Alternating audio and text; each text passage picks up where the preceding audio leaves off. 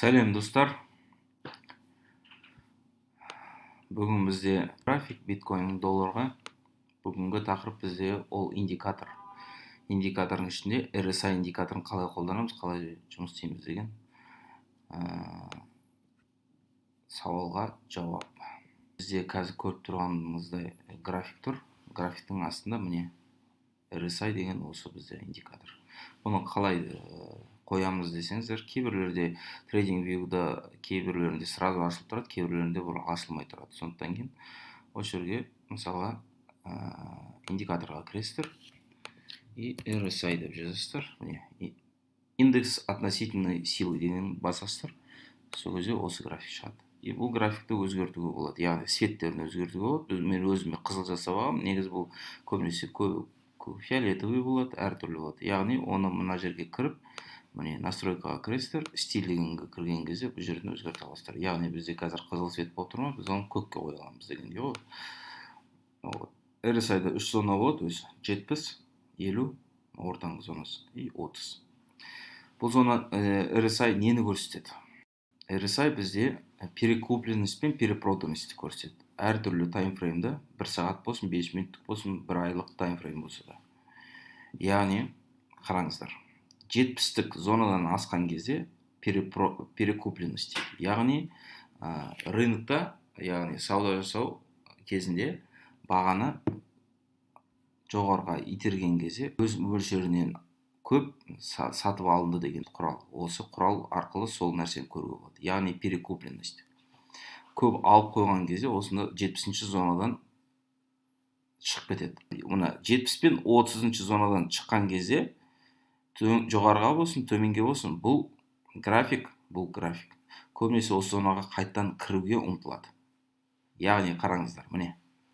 Мына зонада тура келіп, ұшына дейін 70-ке дейін келгенде, көріңіздер, и содан төмен кеткен. Яғни сол зонадан қайттан ортаға кеткен. 20-ші зонаны төменге жарамаған соң қайттан жоғары кеткен. И міне осы жерден қайттан шығады, көріңіздер ме? Міне шыққан, и сол шыққаннан ақырын міне түсіп, содан бері түсіп, міне жаққа бірақ шыққан, 30-ші зонаға міне. Ал 30-ші зонада не істейміз? 30-ші зонада біз сатып аламыз. Яғни, мына жерде сатып алсақ болады. И бұл баға қайттан жоғары кетті, көріңіздер ме? И қайттан 70, мына жерде кіріп тұр деп көрсетіп тұр. На самом деле, көріңіздер ме? Тень. Негізі бұл шыққан. Шыққанда, сонымен қайттан кіріп кеткен. Мен сіздерге тағы түсінікті болу үшін, давайте бір күндік графикті алайын. Бір күндік графикті міне. Бір күндік графикті міне мына жерде шыққан. Сонымен мына жерде шыққан, міне мына зонада. Көріңіздер ме? Мына жерде өсіп кеткен, бірақ зонаның ішінде қалған. Бұны мен сіздерге келесі сабақта дивергенция, конвергенция деген нәрсе бар, RSI. Ол бұған дополнительный көмектесетін, қосымша көмектесетін инструмент. Оны білсеңіздер, ол да өте керемет нәрсе. Оны келесі сабақта сіздерге түсіндіріп беремін. Сол кезде мынаны түсінесіздер. Неге баға өсіп бара жатыр, ал мына жерде артынша кіріп баратыр. Пока біз осы перекупленность пен перепроданностьты үйреніп алу керекпіз. Егер мына зонаға қарайтын болсаңыз, міне шыққан, осы жерін сатып алсаңыз, міне баға жоғары кетті. Яғни 54 мың доллар дейік, 54 мың доллардан кірсеңіздер, баға 64 мыңға дейін барған. Яғни 10 мың доллар баға жоғары өскен. Яғни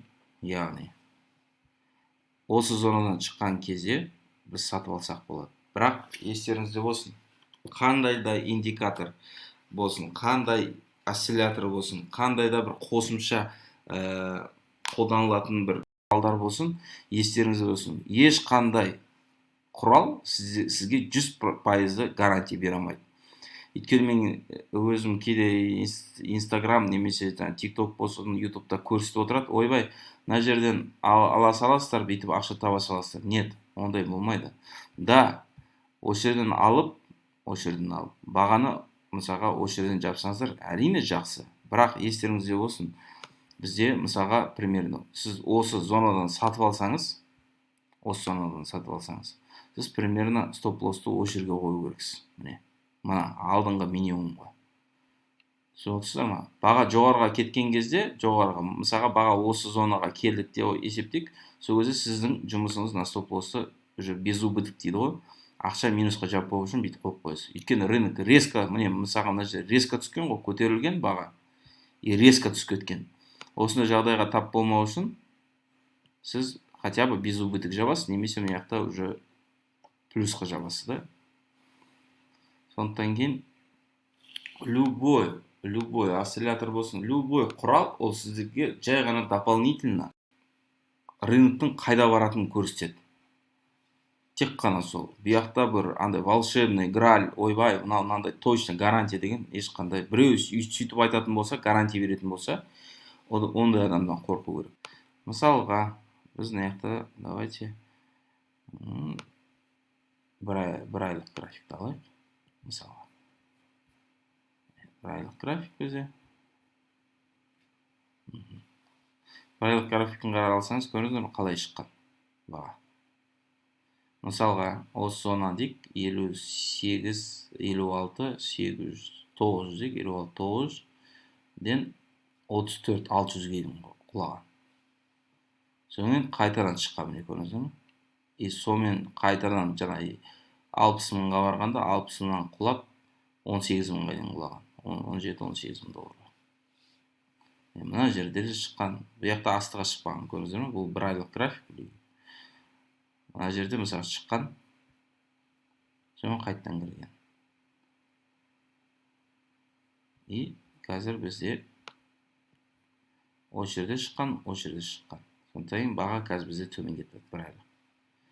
Мүмкін баға егерде осы айда мынау қызылмен жабылса, мүмкін баға осы жерге барады, құлайды, немесе осы зонаға құлайды. Яғни бізде 72.500-ге құлайды, немесе 60 мың долларға дейін осы аралықта құлауы мүмкін.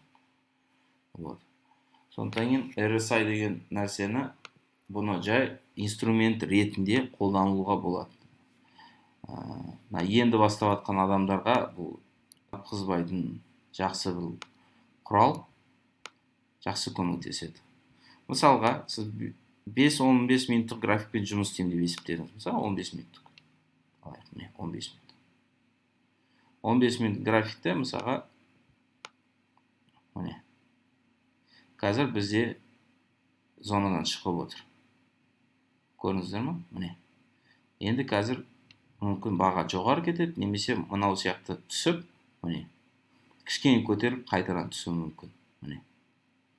Сондықтан кейін мына жерде мысалға бізде зонадан шыққан, міне, мына бағытта. И баға содан төмен кетті. Мына жерде де сондай, міне, баға жоғары шыққан, и содан төмен кетті баға. Мына жерде міне шығып кетіп отыр астынан. Мына жерде қарасаңыздар, мына жерде шығып кеткен, міне. Сонымен қайтадан баға жоғары кеткен. Мына жерде де солай. Яғни зонадан шықты, мына жерге шықты шорт, понижение, яғни құлайды деп рынокқа кіресіз. Мына жерден шықты лонг, баға өседі деп кіресіз. Яғни естеріңізде болсын, мысалға, сіз осы зонадан лонгқа кірдіңіз деп есептейік, сіздің стоп лоссыңыз мына жерде тұру керек. Вот. Баға жоғары кеткен сайын, мысалы, баға осы жерге кетті ме, сіздің бірінші қозғалуыңыз осы жерге алып келу керек. Потом баға осындай бір жақсы бір плюсқа кетіп бара жатқан кезде бағаны аласыз да, стоп лосс аласыз да, осы жерде шығасыз. Яғни біз рынокта первый очередь доходты емес, первый очередь минусты, яғни жоғалтатын ақшаны қорғауымыз керек. А потом уже пайданы ойлау керек. Бүгінгі сабақ осы. Мен қысқаша түсіндіріп жатырмын, щоб сіздерді бастарыңыз қатпау үшін, яғни енді рынокқа келіп жатқан адамдарға ақырын информация беріп отырмын, щоб сіздер түсіну үшін.